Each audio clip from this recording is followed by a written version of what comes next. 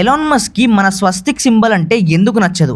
Elon Musk అంటే పడని వాళ్ళు అండ్ చాలామంది హేట్ చేసే వాళ్ళంతా ఎలాన్ మస్క్ కార్ల దగ్గరికెళ్ళి, వాళ్ళ ఆఫీసుల దగ్గరికెళ్ళి ఈ స్వస్తిక్ సింబల్‌ని అక్కడ గీసేసి వెళ్ళిపోతూ ఉంటారు.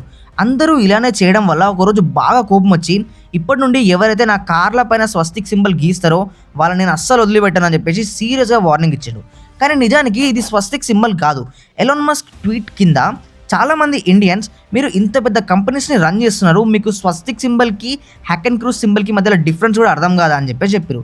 అసలు విషయం ఏంటంటే అమెరికాలో ఉండే వెస్ట్ సైడ్ వాళ్ళకి ఈ రెండు సింబల్స్ ఒకటేనేమో అని చెప్పేసి అనుకుంటూ ఉంటారు. బట్ వాళ్ళకి తెలియని విషయం ఏంటంటే మన స్వస్తిక్ సింబల్ 12,000 సంవత్సరాల పురాతనమైనది అండ్ ఇది మంచికి చిహ్నం లాగా మనం యూజ్ చేస్తూ ఉంటాం.